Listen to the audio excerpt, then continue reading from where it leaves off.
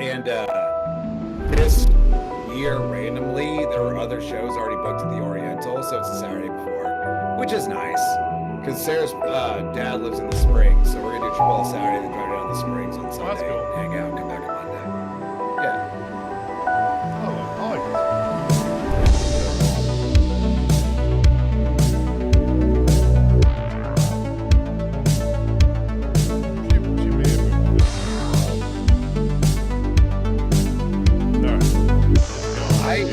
I enjoy Denver more than the Spring, but super pretty out.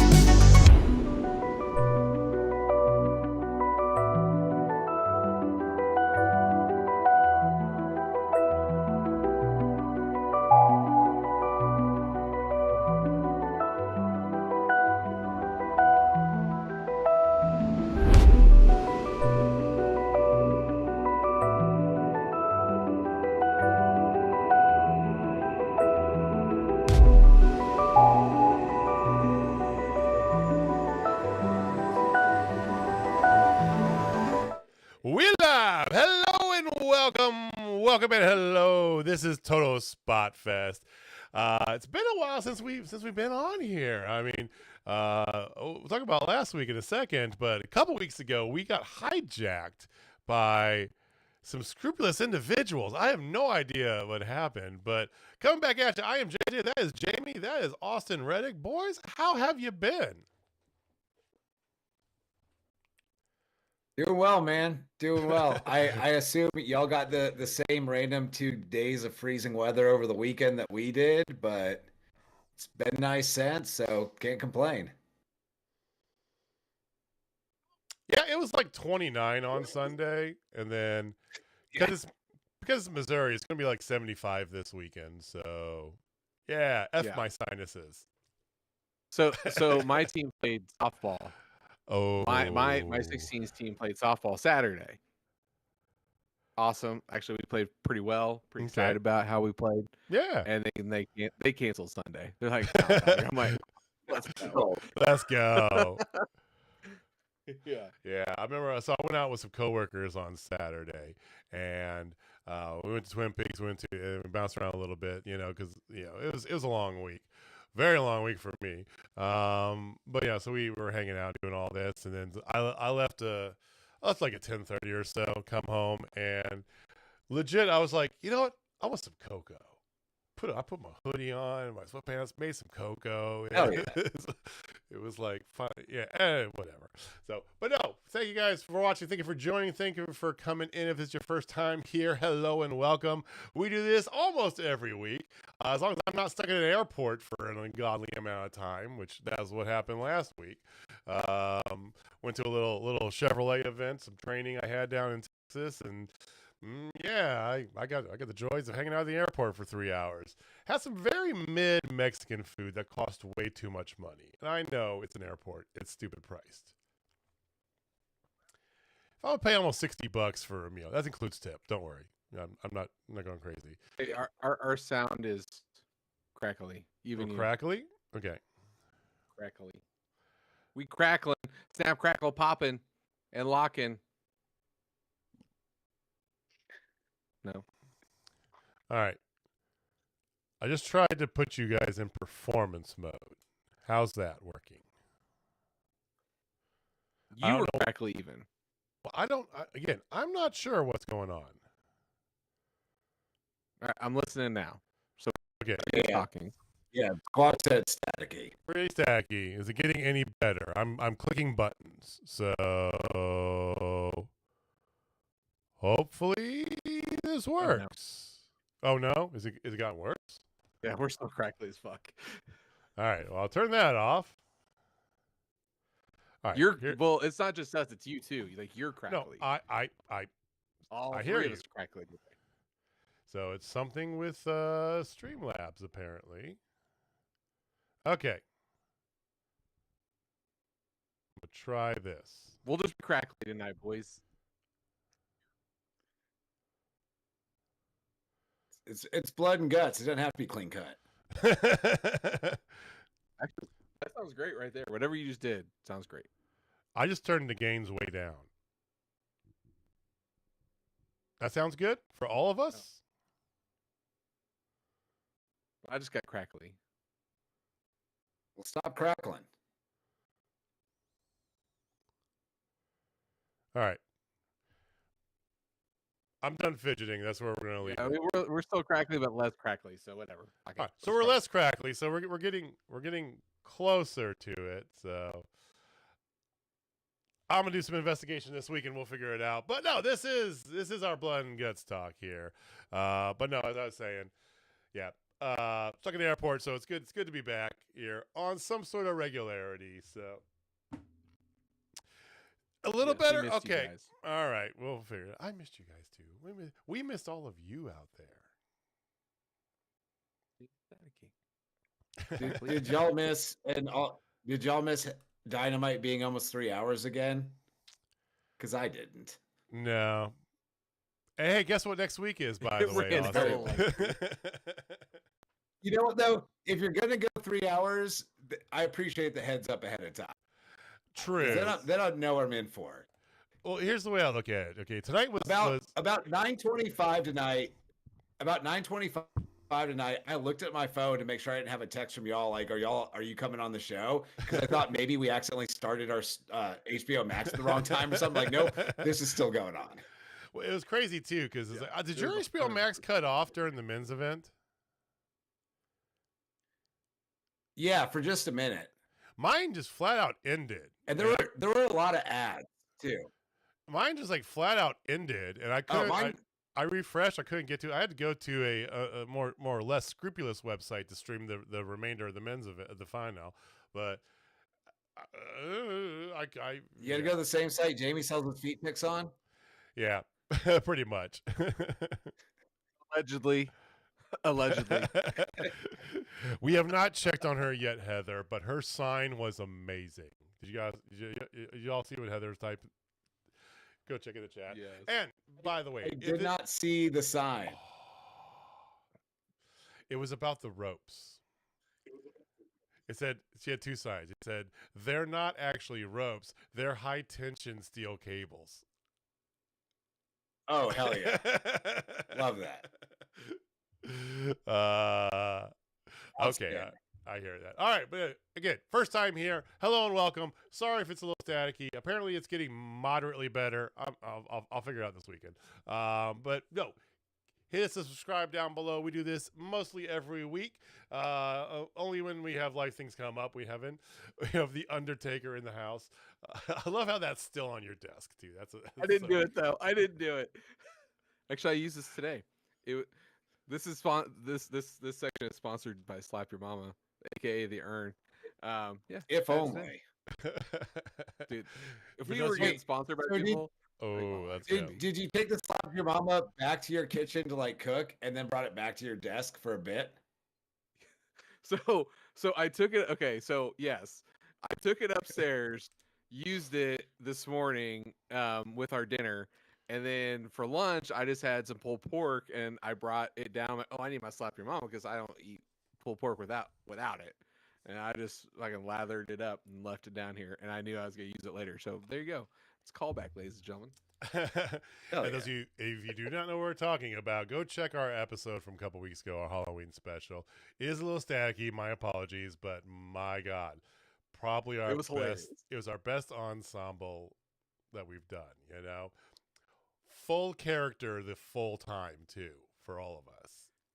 Though my wife told me I look like Hitler.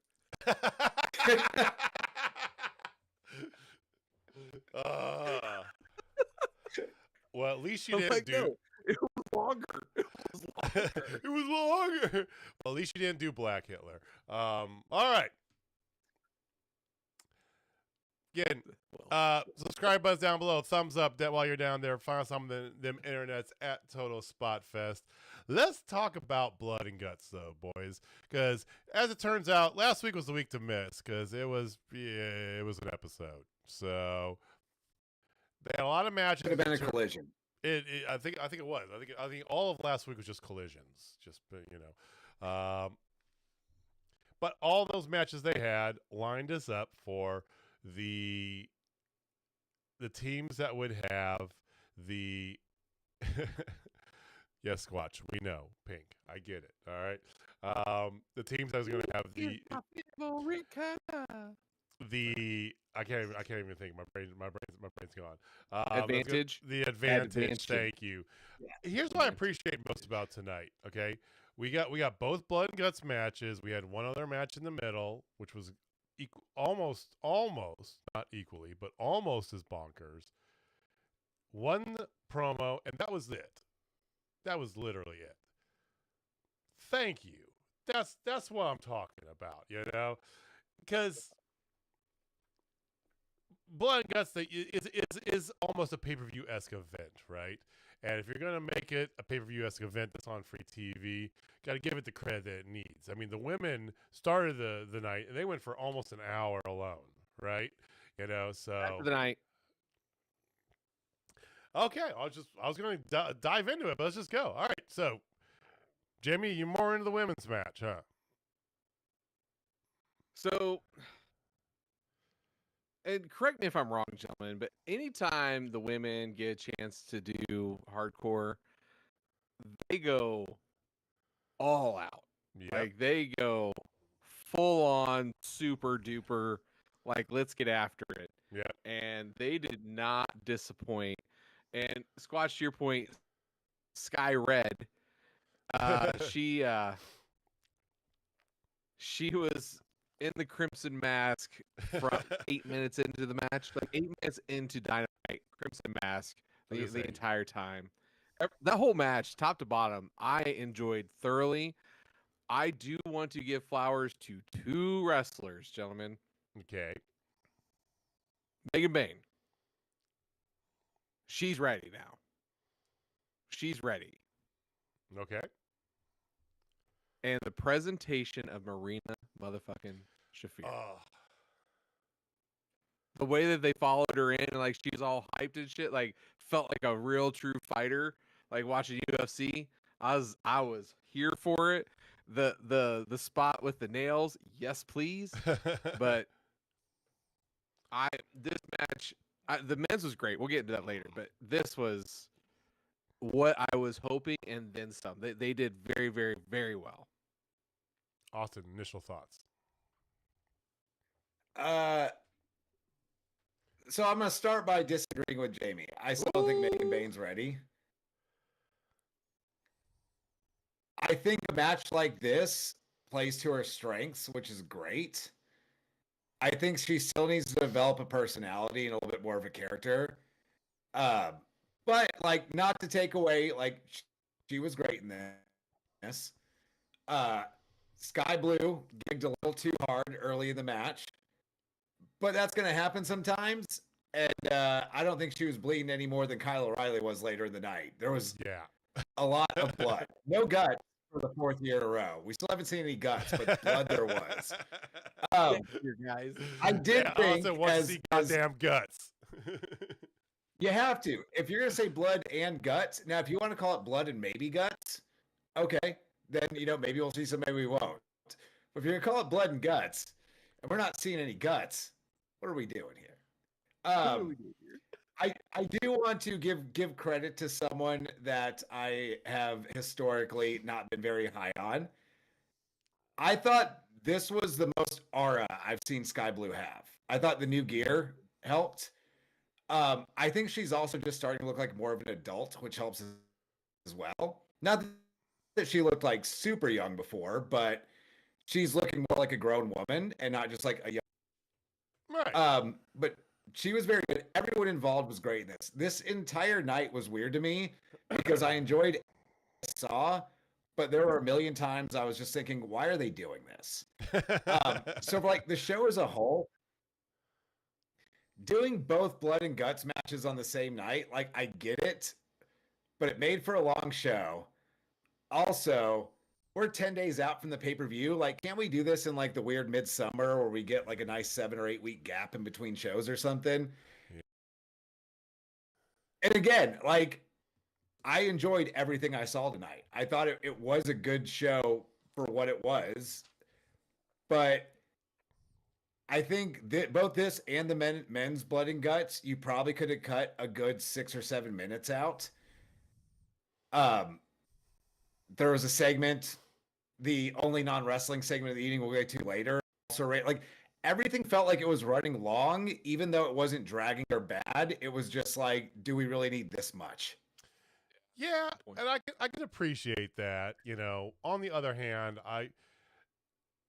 is there ever a really good time to throw something like this if you're going to do it other than a pay-per-view, right? Because that's the most logical next step. But you've already well established the blood and guts as a TV match, right? From the very first one that you did, the pandemic, all the way through, it's always been on TV, right? I think it makes sense, all of War Games and all that, as a pay-per-view more than it would moving it to a different time of the year, because is there ever really a good time of year to do that? Their pay-per-view schedule the way it is, there's not really many times where they have that much room to go there, right? What's up, Chris? Thanks for joining us in, man. I don't hate that. I don't hate that take either. I don't hate that take. Can we talk about that take? I feel that deserves. Yeah, talk a about that. conversation. Well, let me just echo a couple things real fast. Finish your point, and let's go there. Yeah. Please. So initial thoughts on this. I thought that this was done very well. I felt like it was still crazy enough for the people involved without trying to one up what the men were going to do, because the men had some people in it that were certifiably insane. Hello, John Moxley, Darby Allin, Mark Briscoe. You catch my drift, right? I think that's good. Sky Blue, you talked about women and like the hardcore matches and all that stuff. And I just want to put it out there. The common denominator in all those is usually Sky Blue. Like, she even got up there during one of the little, one of the segments there, as like right before, right after a commercial. I said, this is her match, at the crowd, right? It's the most aura she ever has in a match is when she has one of these, right? So, and yes, it's not always the cleanest, and she is her presentation is getting better. I think the whole pairing of the triangle thing with Tekla is helping her and Julia out quite a bit as they grow, but I thought she was great in this. And Mercedes was really good in this match. Like, really good. Yeah, but she also looked like somebody brought a Porsche to a demolition derby. Yeah, no, like, the everybody else. The tire didn't fit. The tire didn't fit, but that's also Mercedes' character. No. So it was so great.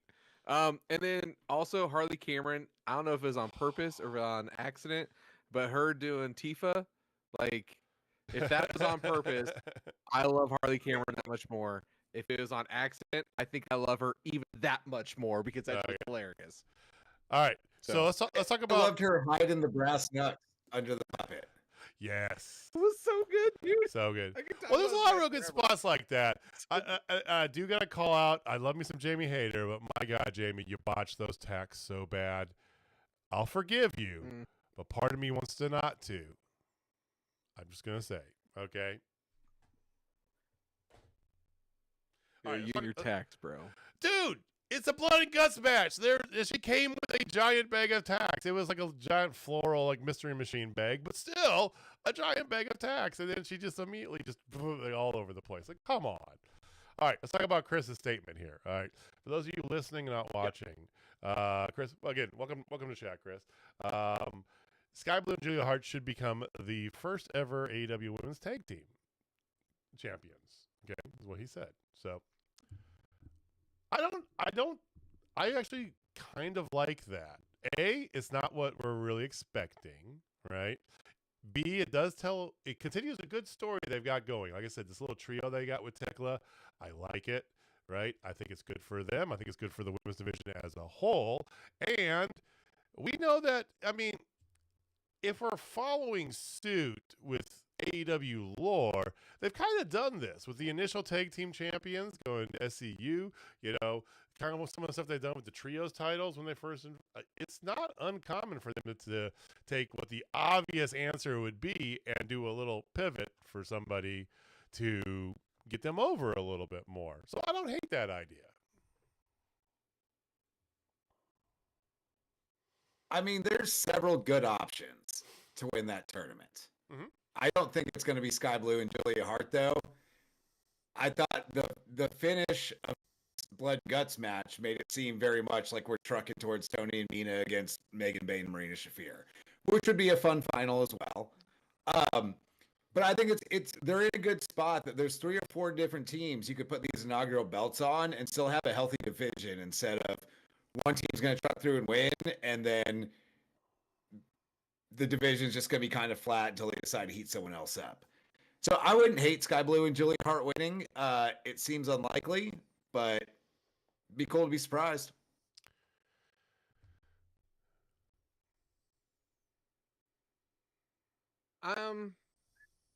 So I'm torn on what I truly want out of this, because Mina and Tony and Bayne and Shafir are gonna meet in the semifinals. So whoever wins that will go on to the finals. The way that this ended definitely made it feel like, okay, Tony and them are probably going to end up taking it.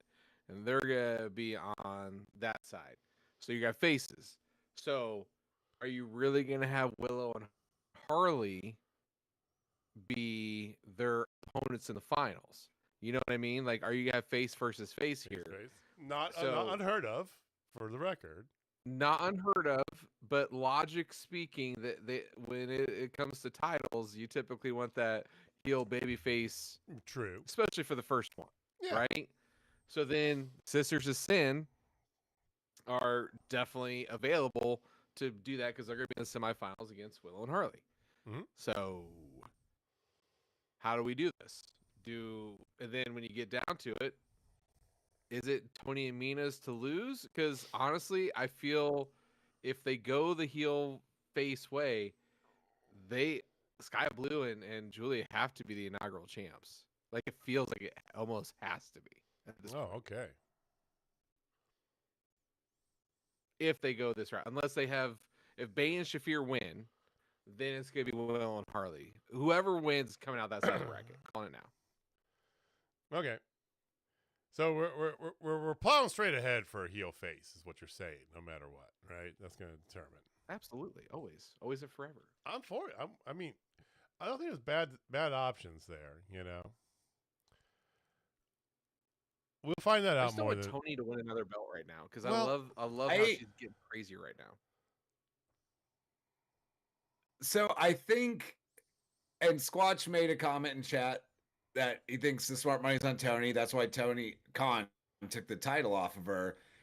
I'm kind of in agreement with the thinking of you're probably going to put those belts on Tony and Mina because what else you're going to do with Tony? But at the same time, I would like a Harley and Willow against Megan Bayne and Marina final. You had Harley and Willow upset Athena Mercedes. Like, let's have them keep trucking along. Harley's an underdog. Willow's the most lovable babyface of all time.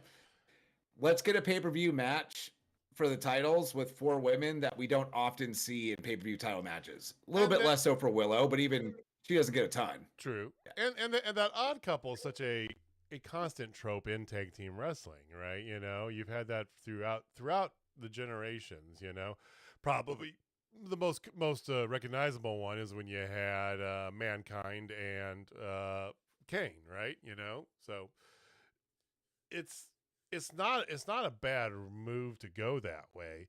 I feel like Marina is really, although to everyone's point, Marina was definitely the star tonight. Like when Tony came in with the pearl, when she came with the pearls, and she was no selling being punched in the face with you know, a fistful of pearls at her. I was just everything. This is the best in a wrestling match that Marina Shafir has looked. That's the statement. That's no matter where she's wrestled, right? The best. I support that statement. I endorse it. But with that being said, Austin, I look at her and Megan Bayne. She's a fill-in for Megan Bayne. Megan Bayne's in a natural tag team with a hurt partner, right? Okay. But I just don't know. I don't feel like you're going to push her outside of her role in the Death Riders all the way through to like a finals or potentially having a title around her, right? Because you're not going to roll Megan Bayne into the Death Riders, and that is firmly where Marina is you know, attached right now, plot wise. So that assumes one thing that could still hold true for some time to go. How much longer is there going to be a Death Riders? Like we'll get to the main event later, but I feel like something's got to give in that department. We'll save it for the main event. Yeah, save it for the main event. I mean, but we were talking about this too, Jamie, for what? How many months now we've been saying that Death Riders are close to being done? So, I mean, they've made it a year. They've made it a year. They have made it a year. And I mean, it's not old yet, but it seems like it's reaching its natural conclusion. But again, we'll get to the main event, and then we'll All right. we'll put a pin in that for now. So the ending of this match was just pure cinema, with Marina put all the submissions on Mina Shirakawa, with the whole triangle of madness holding Tony Storm, who I do love Tony Storm's descent into madness, like true madness now, right? I think this is a fantastic arc for her to go down, which is why I don't think she needs a title, by the way. Just putting that out there, because her character's strong enough. She doesn't need a belt around to go with it. And in a way, I don't know, Jamie, what you think, but in a way, not having a title helps her character even more, I think. Oh, absolutely. I could not agree more with that statement. But did you happen to see the little vignette of Mina getting checked out and by the doctors? It was on Twitter and everything. I did. The little baby promo. I think I missed that. Oh, you have to go see it. So I'll go follow up. I'll go try to find it. Tony, so just to paraphrase, Tony is a little upset. And she's like, whoever did this, we're good at two things: sex and violence. And either way, you're fucked, is what she said. So, yes, absolutely perfect. I saw that, and that's a fun line. But this was one of the many times tonight that just the logic thing went off in my head, and it's still very enjoyable. But at the same time, y'all clearly aren't that good at violence, because you just lost at violence 15 minutes ago pretty bad. You got out-violenced by the entire other team. So much that you had to quit being violent. No, she surrendered. Because you got surrendered. Yes, to save her little, sex. To save her sex. Everybody says their safe word from time to time. It takes the wind out of the sails of the line a little bit when you just got the shit kicked out of you in the most violent match they have. Still a lot of fun. Marina. It was a great promo. Yeah. Good, but still a lot of fun. Marina looked outstanding. I mean, just outstanding. So, golf clap to Marina Shafir, ladies and gentlemen. All right, I guess I'm just doing that one alone. Before we move on from the women's division, I got a question to throw at y'all. Yeah, go for it. Do you think we are nearing time for a Tony Storm heel turn?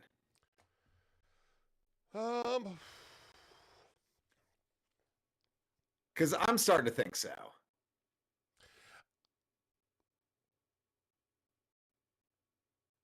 Okay. Like, she can only descend into madness for so long before she actually has to go mad. And well, that's what I'm saying. Thematically, it checks. Okay, right?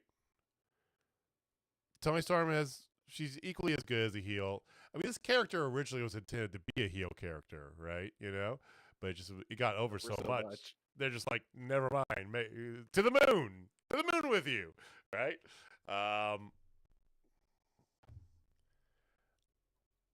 So I could see it.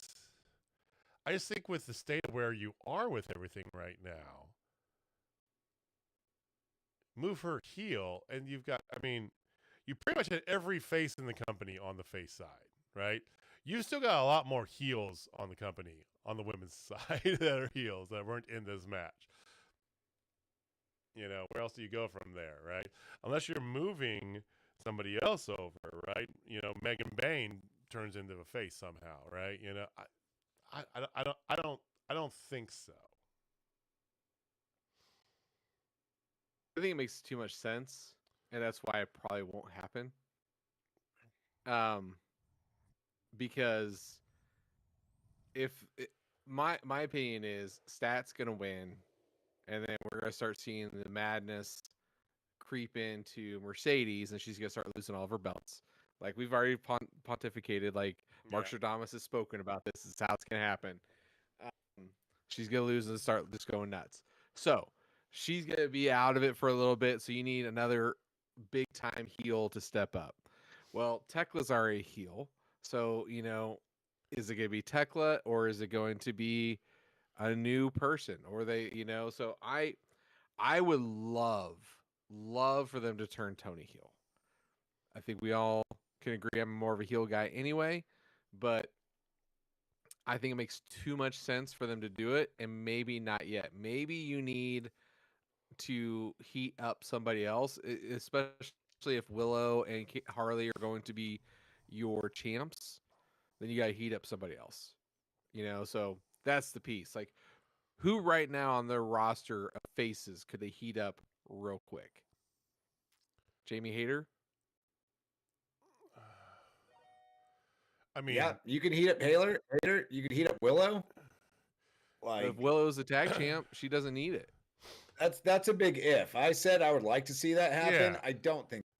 and I mean, and they teased in match pretty, you know, like on your nose about, you know, Willow and Stat. There's something. Well, I mean, no, it's not quite like Hanger Swerve, but it is definitely one of those reoccurring strings that you keep going back to because it plays a good tone. Why not? Why not, Austin? Why not go back to have more Willow Stat? Have they ever had a bad match together? Yeah. But I could see Tony and Mina, if they don't win the whole thing, I think them losing the tournament could push Tony a little bit more heel. And like by the end of the year, I think that'd be a nice fresh thing to do where you can pivot the character a little bit more before it gets stale. Because it's not stale yet. Like Tony still got a huge pop when she came out. She's still super over. Yeah. But we've seen so much of Tony as a babyface over the last 2 years or year and a half or so. Yeah. I think it's about time. I think there's legs to go with that once you get in 2026. Remember, we're not, and we don't know when we're going to get Ruby Soho back. Hey, Ruby, because she has been training. She's been, you know, going. It's all intents that she does plan to come back in some capacity, right? And she fits into the Tony storyline naturally, right? Is that as a friend to be a heel? Is that who knows, right? So I think that Tony is the most kind of pliable character you have in this whole roster, right?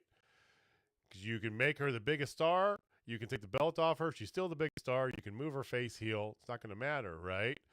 So she's Play-Doh, and she probably enjoys being needed. That was a good one. Come on. Nothing for the peanut gallery. That was good, man. I'll give you that one. So, like we said, Slightly disagree. That's like the ultimate bad joke, bro.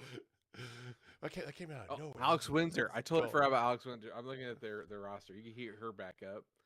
Can you bring back fucking Deonna Purrazzo?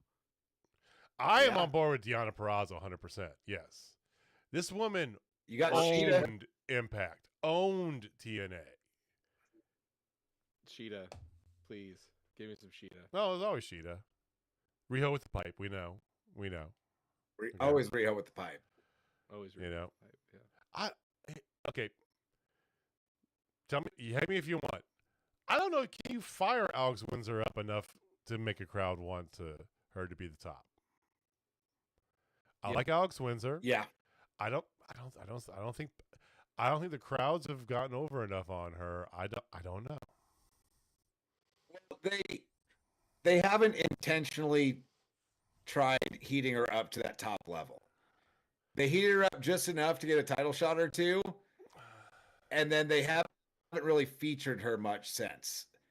I think it would take a little while, but within like 8 weeks or so, I think you could make Alex Windsor a legitimate world title contender in the women's division. She's good enough in the ring to do it.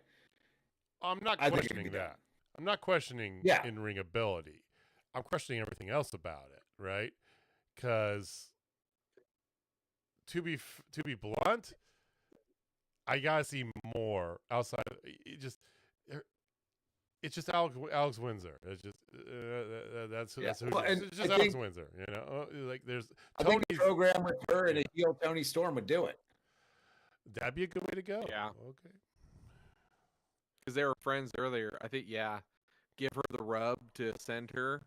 That makes a lot of sense. Yeah. So almost you're saying you guys are saying use Tony as your way to elevate women to the top babyface. That's the other reason why I think turning her heel is a good idea. I think she can make a lot of baby faces as a heel. Okay. Yeah. Just like she made a lot of heels as a babyface. Flip it.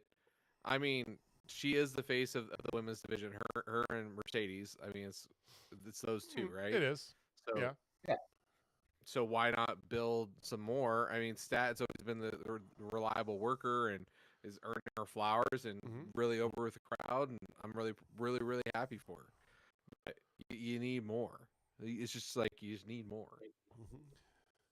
Ain't gonna be Please, Britt sir, Baker. can I have some more? Well, some more money is what the Bucks are looking for.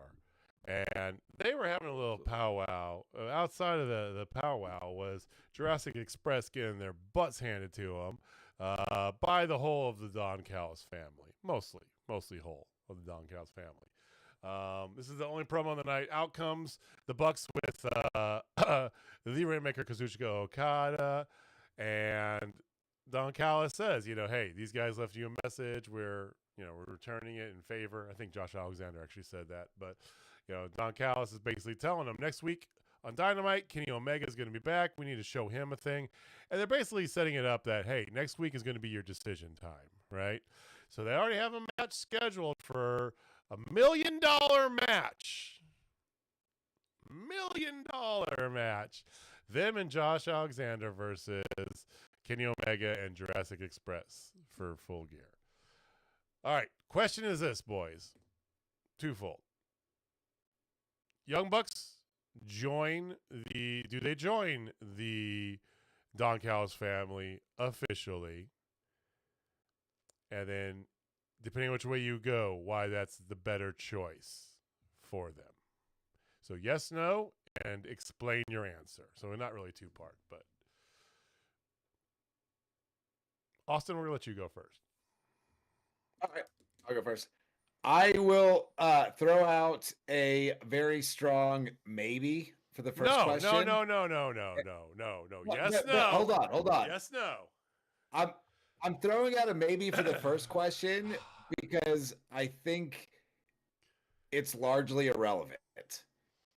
Okay. They may join for a week or for a few days. That's why I want to throw out a maybe. I don't think they are staying in the Don Callis family. I think they're turning babyface at the pay-per-view. It makes more sense for them to do the face turn with the $1 million on the line. Because the whole story for a while has been that they're broke and all that. So it means more for them to do it in that match where they lose out on $1 million by end up doing the right thing or whatever it is. So I don't think they're going to fully reject Don Callis on next Wednesday. They may, I don't know if they're going to actually join the family, but I think the face turn's coming at the pay-per-view either way. That's why I want to throw out a maybe, because I think ultimately 4 days later, they're going to be babyfaces again. Yeah. When I was at Wrestle Dream, you saw the signs of the babyface turn. They did it very subtly, very nice. Like Megan and I are both like, "That's the start." I said, "It's the start of the face turn." And she's like, "Well, they're not going to turn face." I'm like, "No, it's not tonight, not tonight." But they're just going to plant seeds, right? Yeah. And they're not joining the Don Callis family.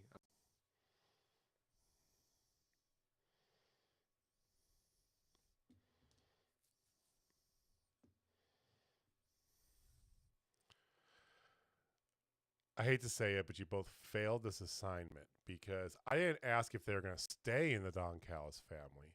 I said, are they going to join the Don Callis family? And the answer is obviously yes. They have a match at the pay-per-view as part of the Don Callis family. They are absolutely joining the Don Callis family next week. They're going to say yes. They're going to shake hands, and they're going to go in the pay-per-view. And yeah, eventually they'll turn on Don Callis at the pay-per-view and do the right thing and be with Kenny Omega as they should be.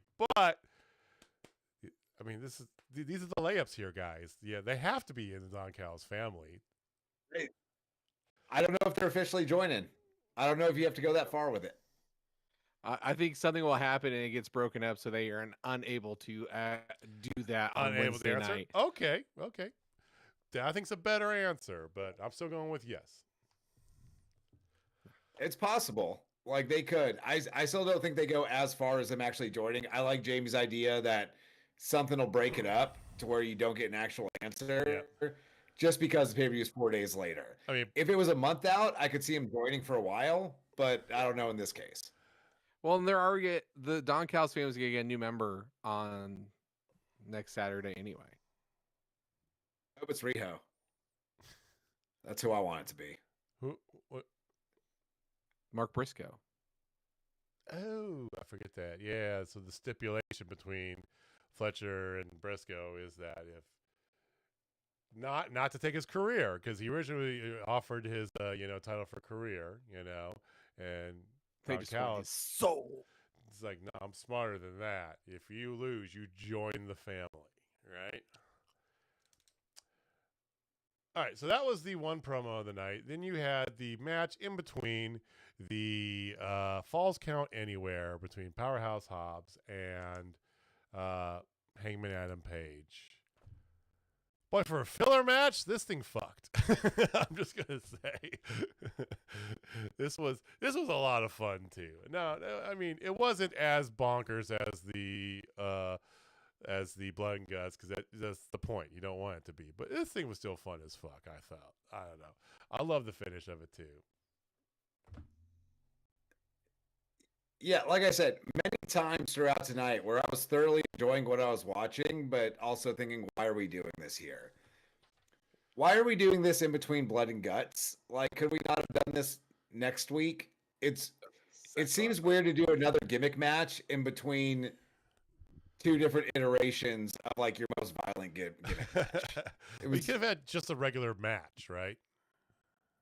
Yeah, you could have done that. I mean, but like I said, either way, the match itself was great. I thoroughly enjoyed it.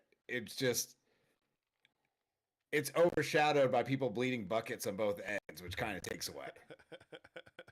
Can we also like maybe give Will Hobbs some flowers? Oh fuck yeah! Because We've been giving Will Hobbs flowers. He's gotten Yeah, so much great. better. It's Oh, so good. You remember Like, his when he first got there, he's like a little Oh. puffy. Now he's more shredded than Julian Salman, and that boy can wrestle. He can wrestle, and he can fall through an exploding table. That was a solid gimmick. You don't see that, but that's always good fun, right? You did actually have another promo. Exploding table's fun. Exploding deathmatch. But you also had a flaming table on the same show. I know. Yeah, kind of diminishes it just a little bit. Again, this was the Moose Boosh. This was the palate cleanser here, right? As was, Ricky the Dragon Steamboat comes out. FTR interrupts him. FTR tries to, beat up a legend thing. Out comes Bro Dito to save him, I'm glossing over this very fast because stop me if you've heard this before, basically, right? Yeah, we just saw at the end of the segment before this one, the heel jumping the babyfaces and other babyfaces running out to make the save. Like, just happened moments before this. Again, in a show that went almost 3 hours. But that was all just keep you get them ready, because here comes the men's Blood and Guts match. And to nobody's surprise, Darby Allin's your first man out the gate, because of course, right? To Wheeler Yuta, still one of the most hated men in any arena out there, which tickles my soul, really. I love the heat. It's that really good heat, right? It's not X-Pac heat. It's not X-Pac heat. No, it's that really good heat. So Blood and Guts match. Mark Briscoe doesn't come out, then he comes out later. You have a lot of blood coming out of Kyle O'Reilly. A very good amount of violence, and I'm just gonna say it, for the first 60% of it, I was not really that as impressed with this match at all, especially compared to what the women just put out there. The ending picked up, quite a bit, especially with Pac trying to incinerate Darby Allin. Austin, question for you: have you ever been involved in a match that had fire? I have not, and I probably wouldn't either. I did book a fireball in the eye spot once with the flash paper, Yeah. But that's classic pro wrestling. I wasn't in the match. I was just writing the show and was like, that would be fun. But not actual flaming stuff. Like, that's nothing but respect to the guys that do that kind of stuff. Just not the kind of wrestling I do. That's fair. I feel like you've got to either be on a deathmatch specific show or have a feud that has escalated to the point where fire becomes involved. Which in Blood and Guts makes sense. And like AEW is not shy about setting shit on fire here and there. It's also much better done on a professional TV show with like EMTs and fire extinguishers and shit around. I'm not walking into a local VFW and going through a flaming table in front of a couple hundred people with like no safety precautions. Your name's not Abyss, apparently. Okay. It's why I'm still doing this at almost 40 and still holding up just fine. They don't do things like that. Oh, very smart, very smart. That being said, I will watch someone get thrown through a flaming table any day of the week. Like, I find it entertaining, so I'm not hating on it. I'm just not doing it. I'm trying to think, Jamie, if we've been to a live show that had fire involved. No, I'm trying to think. We've definitely had lots and lots of light bulbs. Yeah, we've seen our fair share of death matches, right? But I don't think we've ever seen. I don't think we've ever in seen person. fire. It needs to be on the bucket list, but Yeah, again, yeah, I want it to be a safe environment. You don't want to head out to JCW for a long weekend or something. Yeah, Fountain City has a spot of their new show at the Funny Bone. Chase, take Fire. notes. All right, overall thoughts about the men's version of Blood and Guts. I mean, as you mentioned, the first 60% was just kind of standard brawling around a cage. There was some cool stuff. I don't think we really got anything we didn't get earlier in the night.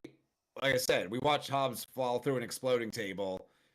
Darby got thrown through a flaming table, which is also cool, but like it's not that much cooler than what we had seen earlier. I think the Briscoe is out of the match. Now he's running back out was a little unnecessary in a match that went this long on a show that went this long. Like, just send Mark Briscoe out there. We don't have to do the whole he's jumped and now he's coming back out. And it was fine. AEW always does these matches real well. It just coming after the women's one and what we saw with Hanger and Hobbs, I don't think there was anything else we needed out of this. And to pull the pin out that I put in earlier, now we got Mox tapping out to Kyle O'Reilly on TV, which made Kyle O'Reilly look like $1 million, which is rad. Mm-hmm. But now we've seen Mox quit multiple times. Like, the Death Rider's got to start falling apart, right? All right, keep that pin, keep that pin around in there. him. Keep that pin in there for a Okay, second. go ahead, yeah. You're jumping the gun a little bit. We're talking about the match itself. All right, so Jamie, match. Okay. The crowd let me down.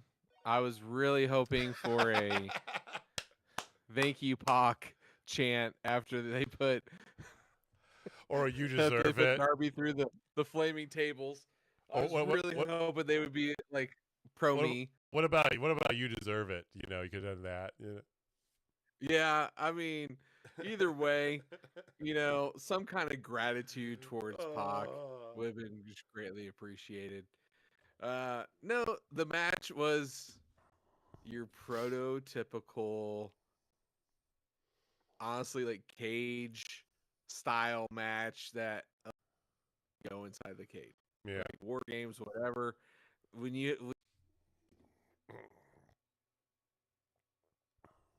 Cool. All right, let's do it. Then it's like, and then here's Kyle O'Reilly. It's like, well, hold my insulin, I got you. You know, and then he just gets after it. He's a type 1 diabetic. I know he is. But anyway, small little joke there. Anyway, the match itself was fine. There were some fun spots. There's some whatever spots. I thought the ending honestly was a little weak, you know, because I was expecting something nuts and it's just an ankle lock. You know, again, like to your point, of Moxley tapping out, and giving up so easily to a Scorpion Deathlock, and then now this. It's like they're kind of painting Moxley as a little bit of a bitch right now. In a way, they are, and I don't actually hate that. I think that's. We'll get into that for a second. Couple quick thoughts on the match I had, then we'll dive into the whole Death Rider discussion. Okay. Gabe Kidd for no fucking reason. Okay, yes, I get it, but I love Gabe Kidd. He flies overseas to be a henchman and then goes back to Japan and never actually wrestles. I mean, I will take that paycheck if that's available. I'll do that Let's go, give it to me. But I feel like Gabe Kidd is such a big star for the future of wrestling, right? We've all sung his praises ad nauseum, right? Right. Okay. Why? What? Just because. Okay. There's that. That's off my chest. Okay. Kyle O'Reilly is my star by far. Moxley can still shine in these matches. I still love it, right? He's still an innovator of violence. It's still fantastic. Yes, the whole Briscoe thing was unnecessary the way that they did it, especially with the little backstage interviews in the middle of the match. It's just, he didn't come out. Announce somebody different.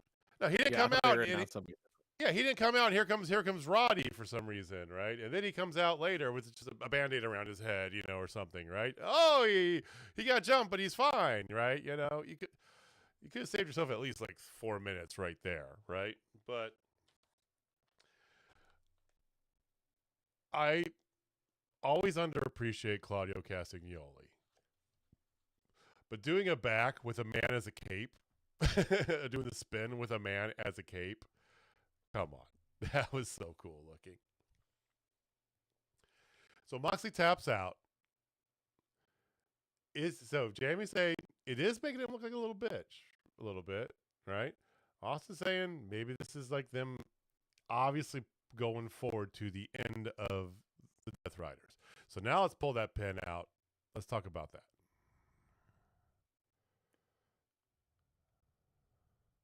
I don't know if the Death Riders are going to completely disband, but I think Mox is getting jumped out before too long. Ooh, okay. I like that take. I kind of like Claudio, Pac, and Yuta together. Maybe Daniel Garcia follows Mox or something. I could actually see Marina being the first one to walk out on Mox. He's tapped 2 big matches in a row. If you're not going down that path, then this was a really weird choice to have him tap out to Kyle O'Reilly in Blood and Guts.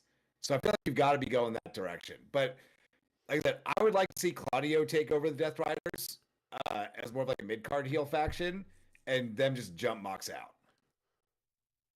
Okay. I agree that they are going to jump him out because once I saw everything going on with this, I did a little bit quick research because it felt very familiar to me. And if you're a fan of New Japan Wrestling and you have been attuned to this faction over there, they call the Bullet Club. Typically, when the leader doesn't do so hot, they end up beating him out. Perfect example, Jay White.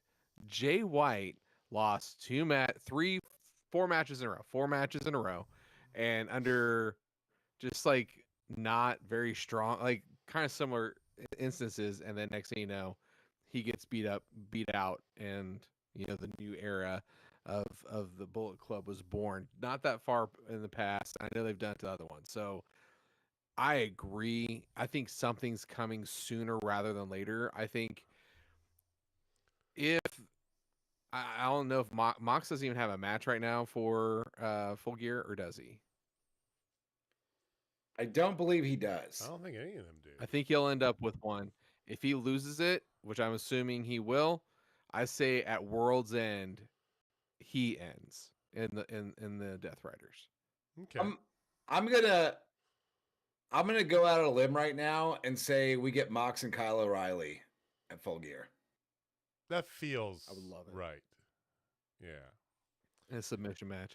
And you know, if you think about the way it is, and you know, I love the Bullet Club analogy, although a lot of them were also done because they were leaving the company, right? You know, AJ Styles, Adam Cole, but I digress. Adam Actually, Cole's, all of them. all of them really. Adam Cole's was still my favorite because they just went on the beatdown of it. You know, they even beat down Excalibur, and then the Young Bucks took over the commentary, talking about everybody that get kicked in the face. Oh, he's got a family. Oh. Anyway, but just like how that's always fitting, right? The Bullet Club beat out is always a fitting thing. Your leader's going somewhere else, right? You beat him out, right? The Death Riders have already set this tone, right? You didn't meet our standards, you're getting covered with a plastic bag in the middle of the ring, Bryan Danielson. So, if the Death Riders is an entity that prizes their, you know, their and their levels of whatever, right? Moxley would get that same treatment. So, I actually kind of agree with both of you on this, which I didn't think I was going to. So, yeah. I mean, not only does it make sense, but it feels like it'd be good TV too. Like it seems like the natural place for this to go. And then he could have a progression, Goes away like for sort a of little like bit and comes he could back. make up with Danielson, because Danielson's, you know, on commentary, but he's part of the show, right? So Yeah. I think there's good, and it keeps them. Yeah, Mox will go away. I say Mox goes away, Yeah, and Death Riders become more vicious or whatever, yeah. and then they're gonna have some kind of match at one of the pay-per-views. Hopefully a little further than Revolution. Like let's like give Mox a nice little breather, and then he's the mystery team member of that, and he gets the huge pop, and he's back as a face, and or just Mox, you know, and there you go. Okay. Sky's the limit. So good things going here. We're a week and a half away from Full Gear, so we will find out next week. Next week's Go Home. We're gonna get the final of the women's tag tournament set up here. We've got a good number of things already in place. Hangman versus Samoa Joe's now in a steel cage. You've got, you know, title versus joining the Don Callis family in the TNT world with Kyle Fletcher and Briscoe. Women's title, Mercedes Moné going for her, what is it, 13th? I don't even know how many belts however many Goldberg belts she has. A lot. There's Chris Statlander. So some bunch of good stuff going on here. So we will get more. Oh, and we got tag titles. FTR's Brodito. Get the $1 Million Trios match with the Young Bucks and Josh Alexander versus Jurassic Express and Kenny Bygod Omega. Full Gear. I mean, one of the cornerstones. It's gonna be a banger. It's gonna be pretty much a banger. So, whew. That was a lot. That was a lot to go over for one night of wrestling. Okay. I feel like I need. Good. I think we glossed over it after the Hanger Hobbs stuff, but they did officially make it Hanger and Samoa Joe at Full Gear will be a steel cage match. I just said that like 2 minutes ago. Oh man, I must have just zoned out or something. Did you really say that? I absolutely said it. That's it. Like it was like very quick, but yes, yeah. But I did say it. I don't know how I missed that. All right, cool. I just want to make sure we got that. Hey, more steel cages. Okay. All right. I'll tell you what. It was a late Dynamite. It was a late time. It was getting a little late in the night. So I think we need a little pick me up. I think we need a little knowledge in our brains, Jamie, so we can power through the rest of this show. Not for me. No? Oh, it's But the we need a return. stash of knowledge. So we are getting some knowledge, but as you can see, the stash is not at full power. So I'm gonna need some help on this one. All right. Gentlemen, it is blood and guts season. So tonight, we're gonna put together our own blood and guts teams. Oh my Ooh. God, this is. We just did this. We did this for a whole month with it. Okay, whatever. We're gonna put together our own blood and guts teams, but Okay. JJ, you were gonna pick anyone that was ever on the TNA roster. Ooh. Easy. Jamie, you get WCW, Okay. Yeah, I'm on it. and I'm taking WWF, not WWE. Oh. I'm going pre-millennium. Pre-millennium WWF. Okay. Now, if anyone has jumped companies, you can use them as long as they were in that company. They're in that company. You can use them. We're using that version of them. So we're going multi-dimensional here on this ship potentially. Is this a AEW Blood and Guts match we're talking about? Yes. Okay. This is AEW Blood and Guts with none of the AEW roster. Okay. We are. Let's go. We're picking a 5-man team. No, we're picking a 5-person team. Ah, there you go. Even better. We're picking Even a better. 5-person team. Okay. Just to make it fun. And All right, JJ, one I'll at a let you go time? first. One at a time. One at a time. We're One drafting. at a time. All right. So, Okay. go anybody in TNA. Okay. I mean, I would be remiss. There's a lot of really good choices in TNA, right? You got a lot of people that were, originally from another company. A couple people that actually from another company originally, but maybe had a bigger impact in their time in TNA. See what I did there? Nice. And I'm gonna start off with somebody who is probably, for a lot of people, best associated with a company that was more of an upstart company originally, from the East Coast, became pretty big, eventually got swallowed up by a large conglomeration. But this man really shined in his time in TNA, and that is the master of the gore, the War Machine Rhino, because he could take some fucking abuse, and you want him inside that cage. Imagine him yeeting Darby Allin around. Yes. Yeah. Plus, he was in he was in the original Monsters Ball, the very first Monsters Ball, by the way. All right. He was. So obviously, if you have ECW alums, that's always a nice little carrot, which I got plenty. You sure do. Plenty at my disposal in WCW. But I feel like if I'm just gonna go WCW, I'm just gonna go full WCW, right? Okay. And Fair. I'm gonna go with Peak.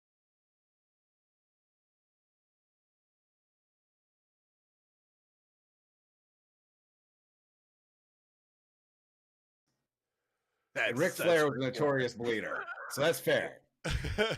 That's fair. I love him just punching his head so he could, in the middle of a promo, so he could bleed. Ah!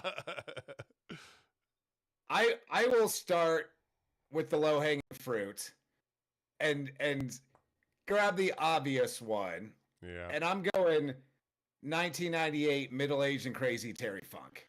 That's my first pick. We're going to Total Mostly Spot. because Jamie would have access to him as well. Yes. And so I had to get that one off the board. He was on the list. All right, we're doing 5 people, right? 5. Yeah. Okay, all right.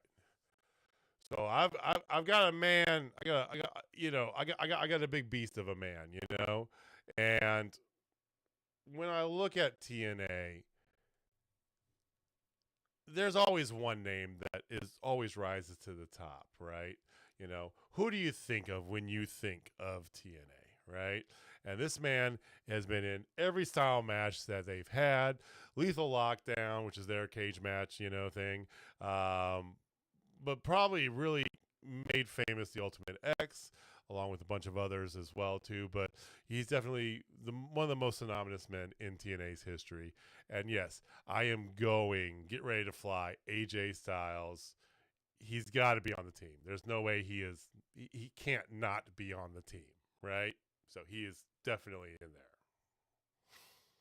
Yeah, that's a great pick. I'm 100% taking one as a blocker bet here. Because, damn it, this guy is known for being a hardcore wrestler. And at one point, he also was in a tag team with Terry Funk in WWF. And this gentleman is missing one ear. Yes, I am talking about none other than Mick Foley, Cactus Jack. Bang, bang! That had to be on there somewhere. Could have been on the company as well. True. Yeah, he was True. He was at all. He was at them all. Yeah. Yeah. So that's a solid pick. For my next one, I gotta get some beef in the match. We got Terry Funk in there to do a lot of violence, but you do need some beef on your team. And I'm gonna go a little bit outside what people normally think of. And I'm gonna take the Junkyard Dog. I would love to see the Junkyard Dog in a blood and guts match. Okay. Yeah. I like It's a it. solid one. So thus far, I've got face. I've got some beef. Right. I need someone who can stamina. I need someone who can strong, perform, do all, be crazy, but also not be herky jerky in spurts. Right. I need this man to have some Claudio Castagnoli-esque stamina to get us through. Right. So when I'm thinking about that, I'm thinking about Bobby Roode from the start of Beer Money-esque, right? At that point, right? That man's gonna get an anchor. He's gonna be there. He's gonna have the gumption to go when it gets down to the end, and you've been beat over the head 18 times with a steel chair. Still gonna get up and get going. A little beer money. Yeah, that's pretty solid. I need beef now. I feel like I got Bleeder. Oh yeah. I got Crazy Wild Man. So I need beef, and I got plenty at my disposal. I mean, just to name names, I got Kevin Nash available. Mm-hmm. I got Big Papa Pump Scott Steiner available. I'm going bigger, boys. I'm going a very tall individual who may or may not have broke his leg on national television. Yes. Sid Vicious, come on down. Be a part of this team. Hell yeah. That's what I had under consideration as well. So that was good. That was a good pick. I feel like Psycho Sid would fly. I feel like he would thrive in Blood and Guts. Yeah. So I've got Terry Funk. I've got the hardcore icon in there. I've got the Junkyard Dog. I got my beef and my charisma. But a good match like this needs the bad guy that never gets into matches like this, that you just want to see bleed. And so that's where I'm going with my next pick. I'm going the $1 Million Man, Ted DiBiase. Ooh. Okay. That's a great pick. Touche. I like that.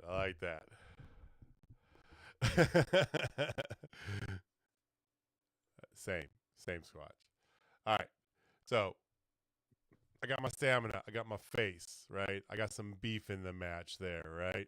I feel like there's a bunch of different ways you can go with this, and one of the ways is definitely, there's more hardcore legends I could pull out, right? Sabu was also in the original Monsters Ball. That's definitely one you can pull out, okay? Everybody knows my penchant for the Monster Abyss, especially James Mitchell era early Monster Abyss, one of my favorites of all time. But no, I'm not going to pull him in. I feel like TNA's has such a wide, vast variety of people from all different walks of wrestling's life, right? And one of those is still around. He's going to be in a cage coming in here very soon, right?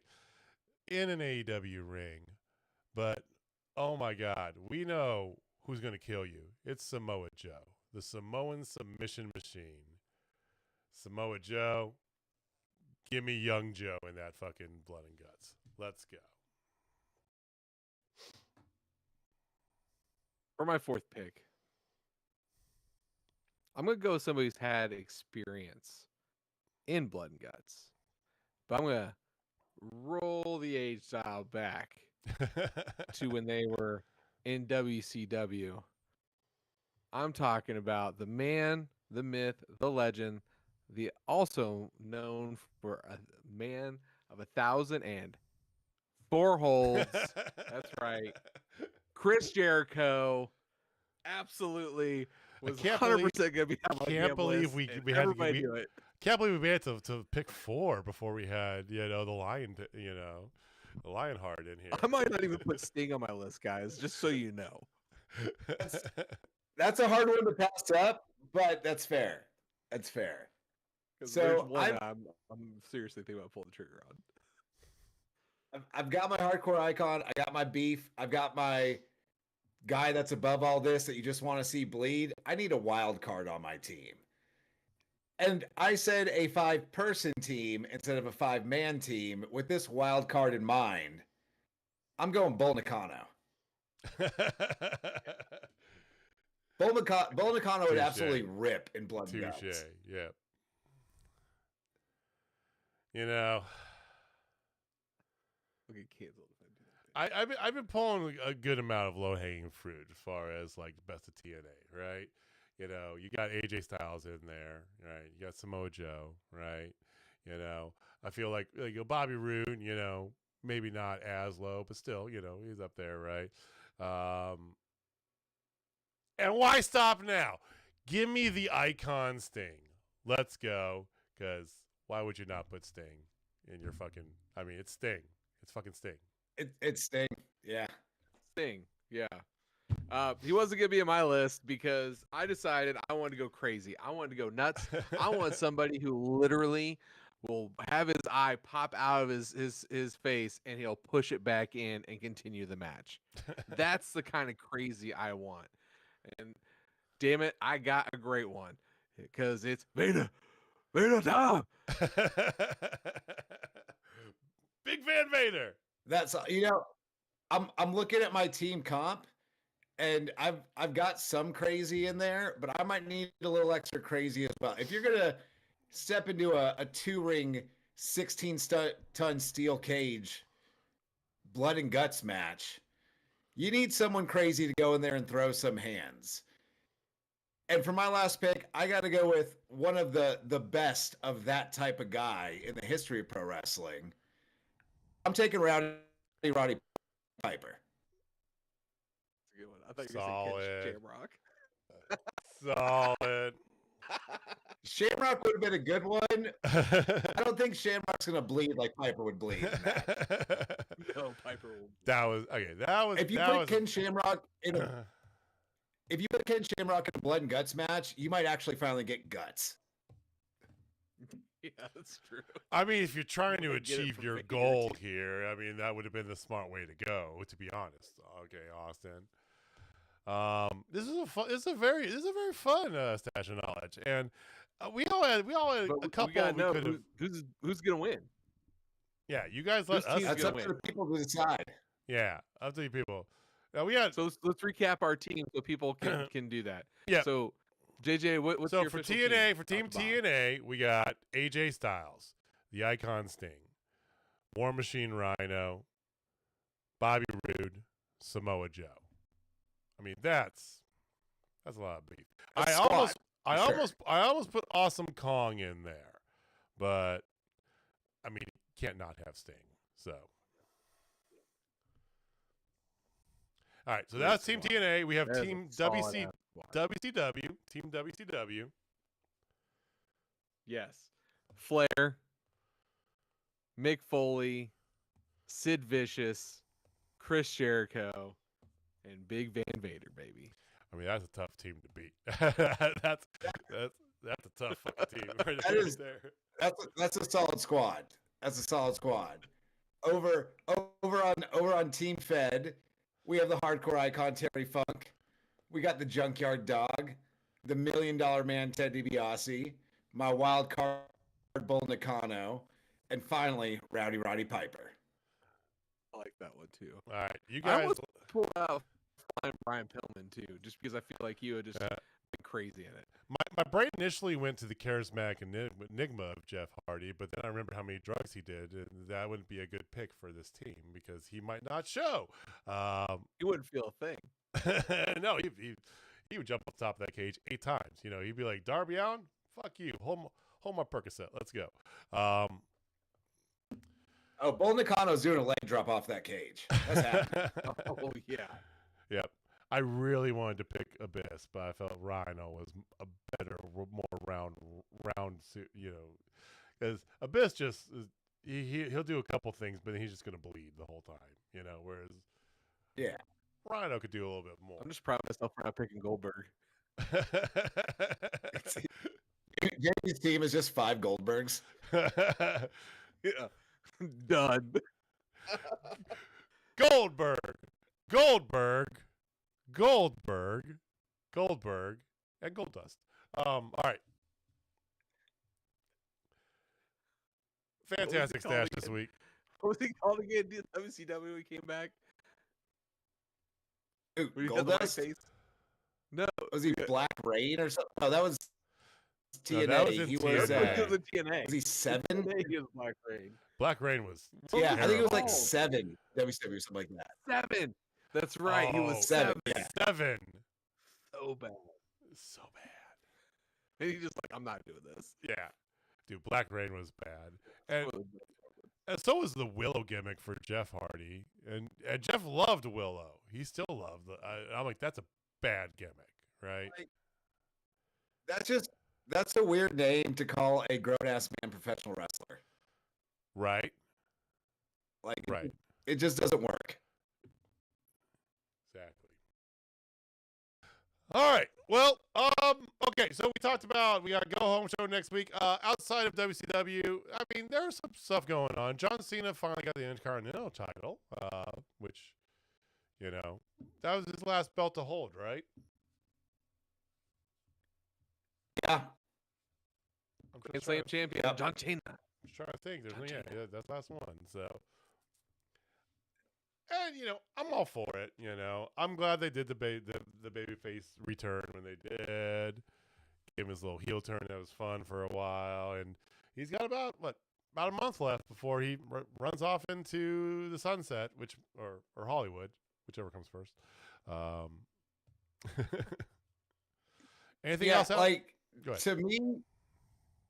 to me, taking a peg off of one of your hottest young acts on the show to give John Cena a title he doesn't need for 3 weeks before he retires is a weird decision. Like, I get that he was never Intercontinental Champion. He didn't have to be because he showed up to the main roster, got a U.S. title run, and then was just the WWE champion for like 15 straight years. Like, it's not like he was overlooked for that title. He was above it for the entirety of his career. It seemed weird. Like, I think them setting up that match where everyone just, because there were rumors going around that John Cena was going to win the IC title and drop it in his last match. I think setting up that match and then having Dominic Mysterio cheat and beat John Cena would have been a much bigger deal for all parties involved. But they're going to do what they're going to do. It does feel a little like Michael Jordan saying, you know, I've never won a G League title. Yes. Or like, now that there's NIL, and if you've been paid to play basketball, you can go play in college. LeBron never went to college. That's like if LeBron left the Lakers, like, you know what? I'm gonna go play at Kansas for a year to win a natty because I never did it. He'd play at Ohio State first of all. God knows we need an 8th man. So yes, Did LeBron play at Ohio State? I thought LeBron was the last one to go right into the league. No, LeBron is Ohio through and through, like big time Ohio. Yeah. Yeah, but I think he was the last year, and after that, you had to go 1 year after because of I say I don't think he actually played in college though. No, he No, would. he No, I'm was the saying last. if you, Oh, he would. Okay, yeah. He Yeah, go that to makes Ohio sense. State. he would go Ohio State if he had that choice. Yes, 100%. But hey, Yeah. money talks. Yeah, I hear you. Anyway, but no, I mean, anything else really out there? I don't. Honestly, I really. It's kind of that weird part. So you got WCW's got a couple things going on. We do got Survivor Series coming up sometime in the next few weeks here. I You don't have know. no Survivor Series matches. Yeah. We have War Games. War Games. It is very funny to me that AEW did Blood and Guts with the men and women's like 2 weeks before WWE does War Games. War Games. War Games. War Games. You know, a part of me likes that they're preserving War Games. The other part of me War hates Games. that they just kind of migrated Survivor Series into being the War Games matches. War Games. Yeah, I wouldn't mind one War Games match, but give me War Games and then a bunch of Survivor Series elimination matches. Put down the slap yo mama. We're fine, Jamie. I'm just trying to do it every time you guys say it. Sorry. Proceed. Yeah, I mean, we know they're not going to have traditional Survivor Series matches, you know, but again, Which is stupid. Bring it back. There's nothing in wrestling I miss more than traditional Survivor Series elimination matches. Agreed. I remember when we were kids, Jamie. You had WWE the magazine and stuff, and they preview because I mean 4 pay-per-views a year, so they start building it like months in advance, right? You get that magazine and have like the little lineups of the teams, the 4-man teams. They all have like stupid names and themes and stuff. It was so good. So good. Do you remember? I think it was. Do you remember how I think it much was of a big 1990. Oh, go ahead. I was gonna say, do you remember how much of a big deal it was when the Undertaker chose Team USA? Do you guys remember how big of a fucking deal it was for Survivor Series? Like, come on, man. Yeah. Started had an American flag on the inside. Yeah. That's so cool. And then, 1993 was like peak America. Like I don't think America's ever been more over than the early 90s. oh yeah, that was Right Desert after Desert Storm, and yeah. And then I think that's the same year you had the team of Doinks, right? That was 94. The 94. No, it was 93 and 94. 93 was Doink and the Midgets. 94 was Mabel and Oscar and the Mabel, Mo, and the Bushwhackers all dressed like Doinks, and Doink wasn't even the match for some reason. Weird time.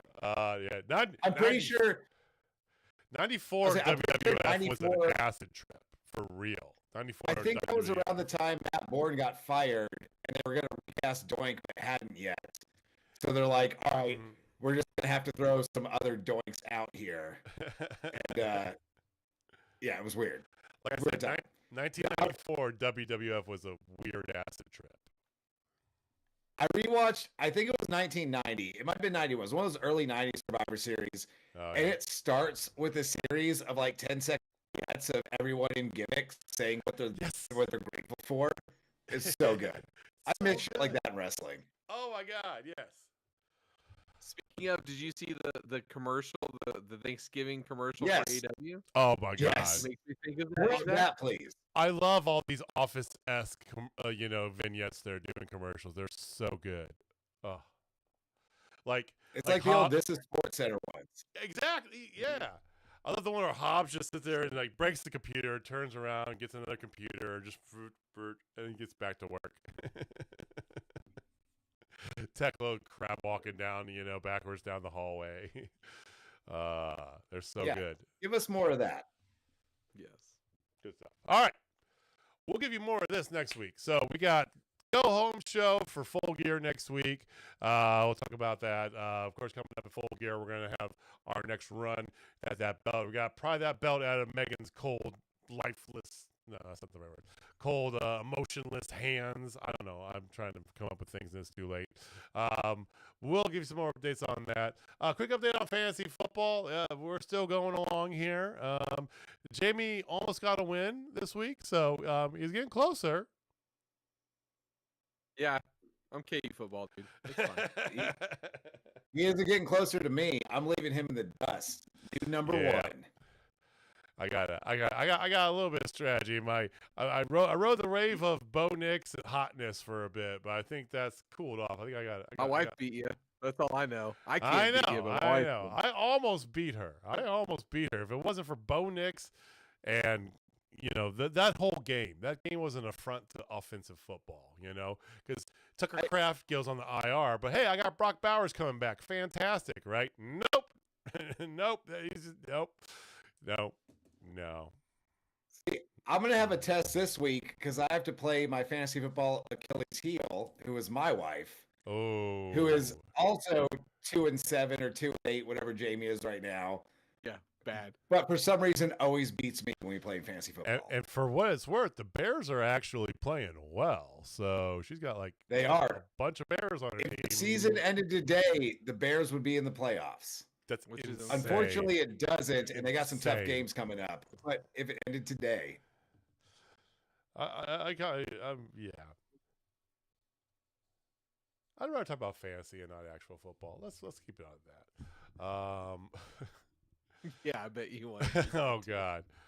Hey, had a week of hope there, just like always, right? And don't worry, they're gonna do the same thing. They're gonna suck for a few, and then there'll be a couple weeks where they're gonna give you hope, and then they're gonna end up just above 500, like always.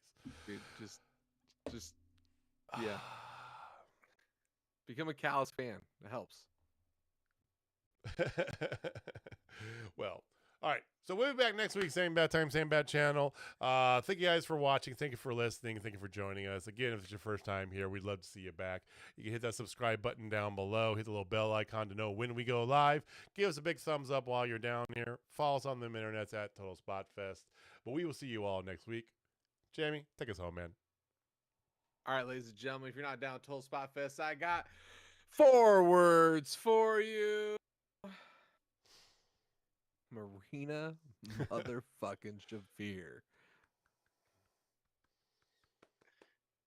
Perfect. To the moon. All right, we'll see you next week, guys. Peace. later.